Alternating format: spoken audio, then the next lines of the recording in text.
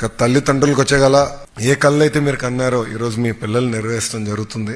చదువు ఇక్కడతో ఆగకూడదు. ప్రభుత్వం అన్ని రకాలుగా మీకు అండగా నిలబడుతుంది. మీరు చూస్తే కేవలం స్కూల్ ఎడ్యుకేషనే కాకుండా ఇంటర్మీడియట్ ఎడ్యుకేషన్ లో కూడా అంటే గవర్నమెంట్ జూనియర్ కాలేజీలు కూడా బలోపేతం చేస్తున్నాం. మీరు మొన్న రిజల్ట్స్ కూడా బాగా వచ్చినాయి.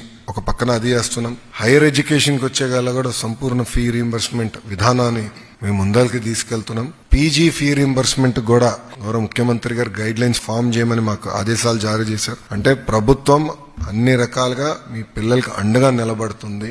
మీ పైన కూడా బాధ్యత ఉంది. పిల్లల్ని మీరు మోటివేట్ చేయాలా, గైడ్ చేయాలా.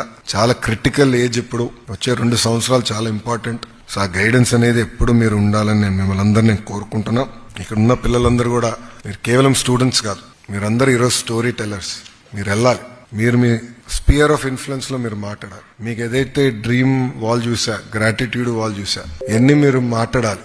మిమ్మల్ని చూసి నెక్స్ట్ జనరేషన్ అంటే నెక్స్ట్ బ్యాచ్ ఇన్స్పైర్ అవ్వాలి. ఆ బాధ్యత ఇక్కడున్న మీ అందరి పైన ఉంది.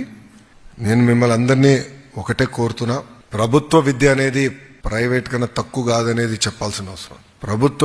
ప్రభుత్వ పాఠశాలలు ప్రైవేట్ కన్నా మెరుగైందని చెప్పాల్సిన బాధ్యత ఇక్కడ మనందరి పైన ఉంది. నేను ఎటుకో నా క్యాంపెయిన్ చేస్తాం, మీరు బాధ్యత తీసుకుని ఒక్కొక్కరు మాట్లాడాలి. మీరందరూ ఎటుకో బాగానే యాక్టివ్గా ఉంటారు. ఐఎమ్ షూర్ ఇక్కడ ఉన్న చాలా మంది ఇన్స్టాగ్రామ్ లో బాగా యాక్టివ్గా ఉండుంటారు అనుకుంటున్నా. ఉన్నారా? లేదంటే నో టైం, ఓన్లీ చదివే. ఇంట్లో ఫోన్ ఇవ్వలే, ఎవరికి ఫోన్ కూడా ఇవ్వట్లేదా? బెస్ట్ డెసిషన్ ఇది. ఫోన్ ఎంత తక్కువ వాడితే ఈ వయసులో అంత బెటర్. కానీ మీరు మీ సోషల్ మీడియాలో యాక్టివిస్ట్ గా మారి ప్రభుత్వ పాఠశాలల గురించి మీరు అందరూ మాట్లాడాలని నేను మనస్ఫూర్తిగా కోరుతున్నాను.